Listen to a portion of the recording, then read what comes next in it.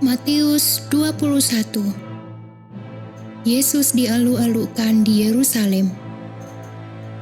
Ketika Yesus dan murid-muridnya telah dekat Yerusalem dan tiba di Betfage yang terletak di Bukit Zaitun, Yesus menyuruh 2 orang muridnya dengan pesan, "Pergilah ke kampung yang di depanmu itu, dan di situ kamu akan segera menemukan seekor keledai betina tertambat dan anaknya ada dekatnya. Lepaskanlah keledai itu dan bawalah keduanya kepadaku. Dan jikalau ada orang menegur kamu, katakanlah, Tuhan memerlukannya, ia akan segera mengembalikannya." Hal itu terjadi supaya genaplah firman yang disampaikan oleh Nabi. "Katakanlah kepada putri Sion, lihat, rajamu datang kepadamu. Ia lemah lembut dan mengendarai seekor keledai beban yang muda." Maka pergilah murid-murid itu dan berbuat seperti yang ditugaskan Yesus kepada mereka. Mereka membawa keledai betina itu bersama anaknya, lalu mengalasinya dengan pakaian mereka, dan Yesus pun naik ke atasnya. Orang banyak yang sangat besar jumlahnya menghamparkan pakaiannya di jalan. Ada pula yang memotong ranting-ranting dari pohon-pohon dan menyebarkannya di jalan. Dan orang banyak yang berjalan di depan Yesus dan yang mengikutinya dari belakang berseru, katanya, "Hosana bagi anak Daud, diberkatilah dia yang datang dalam nama Tuhan, Hosana di tempat yang maha tinggi." Dan ketika ia masuk ke Yerusalem, gemparlah seluruh kota itu, dan orang berkata, "Siapakah orang ini?" Dan orang banyak itu menyahut, "Inilah Nabi Yesus dari Nazaret di Galilea." Yesus menyucikan bait Allah. Lalu Yesus masuk ke bait Allah dan mengusir semua orang yang berjual beli di halaman bait Allah. Ia membalikkan meja-meja penukar uang dan bangku-bangku pedagang merpati, dan berkata kepada mereka, "Ada tertulis, rumahku akan disebut rumah doa, tetapi kamu menjadikannya sarang penyamun." Maka datanglah orang-orang buta dan orang-orang timpang kepadanya dalam bait Allah itu, dan mereka disembuhkannya. Tetapi ketika imam-imam kepala dan ahli-ahli Taurat melihat mujizat-mujizat yang dibuatnya itu, dan anak-anak yang berseru dalam bait Allah, "Hosana bagi anak Daud," hati mereka sangat jengkel. Lalu mereka berkata kepadanya, "Engkau dengar apa yang dikatakan anak-anak ini?" Kata Yesus kepada mereka, "Aku dengar. Belum pernahkah kamu baca, dari mulut bayi-bayi dan anak-anak yang menyusu engkau telah menyediakan puji-pujian?" Lalu ia meninggalkan mereka dan pergi keluar kota ke Betania dan bermalam di situ. Yesus mengutuk pohon ara. Pada pagi-pagi hari dalam perjalanannya kembali ke kota, Yesus merasa lapar. Dekat jalan ia melihat pohon ara lalu pergi ke situ. Tetapi ia tidak mendapat apa-apa pada pohon itu selain daun-daun saja. Katanya kepada pohon itu, "Engkau tidak akan berbuah lagi selama-lamanya." Dan seketika itu juga keringlah pohon ara itu. Melihat kejadian itu, tercenganglah murid-muridnya lalu berkata, "Bagaimana mungkin pohon ara itu sekonyong-konyong menjadi kering?" Yesus menjawab mereka, "Aku berkata kepadamu, sesungguhnya jika kamu percaya dan tidak bimbang, kamu bukan saja akan dapat berbuat apa yang kuperbuat dengan pohon ara itu, tetapi juga jikalau kamu berkata kepada gunung ini, beranjaklah dan tercampaklah ke dalam laut, hal itu akan terjadi. Dan apa saja yang kamu minta dalam doa dengan penuh kepercayaan, kamu akan menerimanya." Pertanyaan mengenai kuasa Yesus. Lalu Yesus masuk ke bait Allah, dan ketika ia mengajar di situ, datanglah imam-imam kepala serta tua-tua bangsa Yahudi kepadanya dan bertanya, "Dengan kuasa manakah engkau melakukan hal-hal itu? Dan siapakah yang memberikan kuasa itu kepadamu?"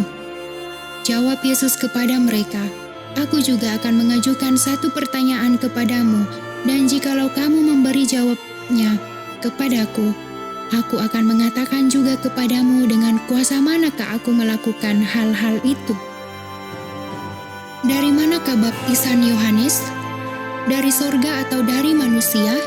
Mereka memperbincangkannya di antara mereka dan berkata, "Jikalau kita katakan dari sorga, ia akan berkata kepada kita, 'Kalau begitu, mengapakah kamu tidak percaya kepadanya?' Tetapi jikalau kita katakan dari manusia, kita takut kepada orang banyak, sebab semua orang menganggap Yohanes ini nabi." Lalu mereka menjawab Yesus, "Kami tidak tahu." Dan Yesus pun berkata kepada mereka, "Jika demikian, aku juga tidak mengatakan kepadamu dengan kuasa manakah aku melakukan hal-hal itu." Perumpamaan tentang dua orang anak. Tetapi apakah pendapatmu tentang ini? Seorang mempunyai dua anak laki-laki, ia pergi kepada anak yang sulung dan berkata, "Anakku, pergi dan bekerjalah hari ini dalam kebun anggur." Jawab anak itu, "Baik, Bapa," tetapi ia tidak pergi. Lalu orang itu pergi kepada anak yang kedua dan berkata demikian juga. Dan anak itu menjawab, "Aku tidak mau," tetapi kemudian ia menyesal lalu pergi juga. Siapakah di antara kedua orang itu yang melakukan kehendak ayahnya? Jawab mereka, "Yang terakhir." Kata Yesus kepada mereka, "Aku berkata kepadamu, sesungguhnya pemungut-pemungut cukai dan perempuan-perempuan sundal akan mendahului kamu masuk ke dalam kerajaan Allah. Sebab Yohanes datang untuk menunjukkan jalan kebenaran kepadamu, dan kamu tidak percaya kepadanya. Tetapi pemungut-pemungut cukai dan perempuan-perempuan sundal percaya kepadanya. Dan meskipun kamu melihatnya, tetapi kemudian kamu tidak menyesal dan kamu tidak juga percaya kepadanya." Perumpamaan tentang penggarap-penggarap kebun anggur. Dengarkanlah suatu perumpamaan yang lain. Adalah seorang tuan tanah membuka kebun anggur dan menanam pagar sekelilingnya. Ia menggali lubang tempat memeras anggur dan mendirikan menara jaga di dalam kebun itu. Kemudian ia menyewakan kebun itu kepada penggarap-penggarap, lalu berangkat ke negeri lain. Ketika hampir tiba musim petik, ia menyuruh hamba-hambanya kepada penggarap-penggarap itu untuk menerima hasil yang menjadi bagiannya. Tetapi penggarap-penggarap itu menangkap hamba-hambanya itu. Mereka memukul yang seorang, membunuh yang lain, dan melempari yang lain pula dengan batu. Kemudian tuan itu menyuruh pula hamba-hamba yang lain, lebih banyak daripada yang semula, tetapi mereka pun diperlakukan sama seperti kawan-kawan mereka. Akhirnya ia menyuruh anaknya kepada mereka, katanya, "Anakku akan mereka segani." Tetapi ketika penggarap-penggarap itu melihat anaknya itu, mereka berkata seorang kepada yang lain, "Ia adalah ahli waris, mari kita bunuh dia supaya warisannya menjadi milik kita." Mereka menangkapnya dan melemparkannya keluar kebun anggur itu, lalu membunuhnya. Maka apabila tuan kebun anggur itu datang, apakah yang akan dilakukannya dengan penggarap-penggarap itu?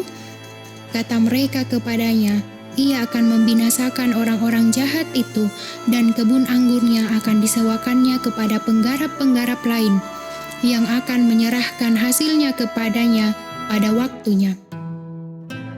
Kata Yesus kepada mereka, "Belum pernahkah kamu baca dalam kitab suci? Batu yang dibuang oleh tukang-tukang bangunan telah menjadi batu penjuru.